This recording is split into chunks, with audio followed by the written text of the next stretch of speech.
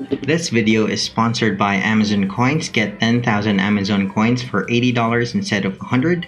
That's a savings of 20%. You can use the Amazon coins to buy lapis for FFBE. I place a link in the description below. Check it out after you watch the video.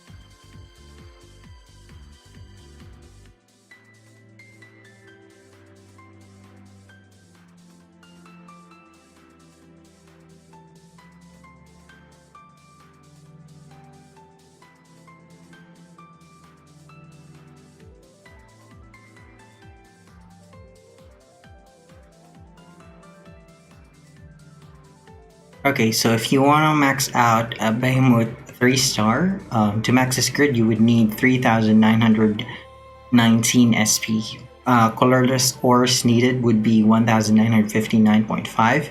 The colorless ores are the cheapest to make, so make sure to make the colorless ore or craft them. Alright, so to make colorless ores, you would need 29,392 relics from the expeditions. So it's going to take a while to max out Bahamut, but that's because we're including all the nodes there, also including the 350 nodes for status reflection and also the evocation damage. Alright, so those are expensive. Alright, so but if you already maxed out 2-star Bahamut's grid, this would be the numbers. These would be the numbers that you would need. So to max this grid with a 2-star maxed out Bahamut, you would need 3,304 SP. Colorless ores needed would be 1,652, and the relics needed would be 24,780. So not much of a difference there. If you want to get everything, all the killers and all the break damage and all the reflection boost and the evocation damage. Alright, so if you already maxed out 2-star Bahamut and you want to skip all the evocation and SE nodes, you would just need 2,545 SP. Ores would be 1,272 and relics needed would be 19,087.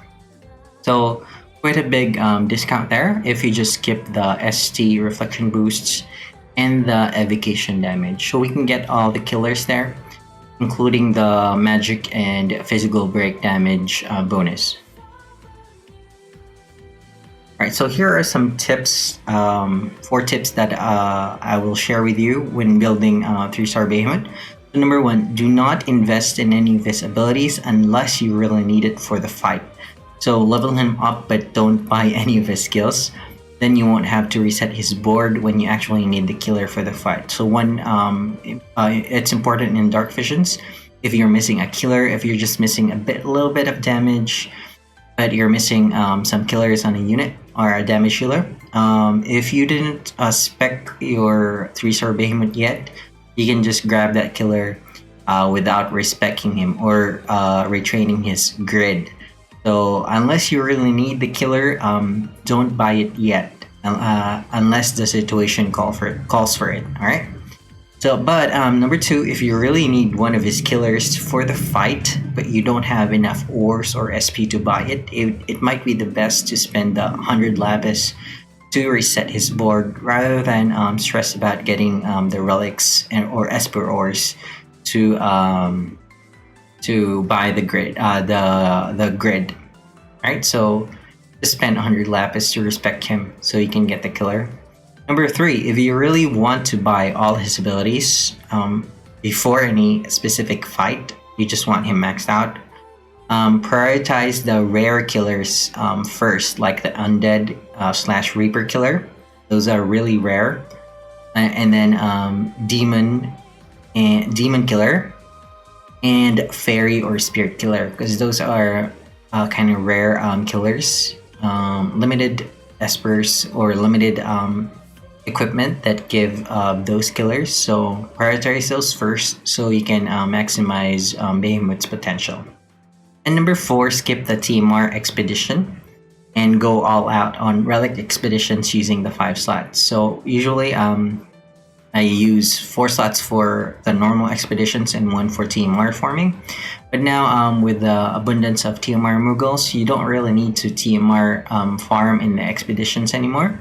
I usually just put the closest units to 100 there, so I can just trade them for trust coins. But now I'm overflowing in trust coins, not sure what to buy with my trust coins. So now I'm just going to use the 5th slot or the 1st slot for another expedition so I can get more relics for Bahamut. Alright guys, those are my tips for raising Bahamut. Let me know if you have other tips that you'd like to share. Leave them in the comment section below and I will pin the most useful one. Thanks guys for watching, and I'll see you again in the next video. Bye bye.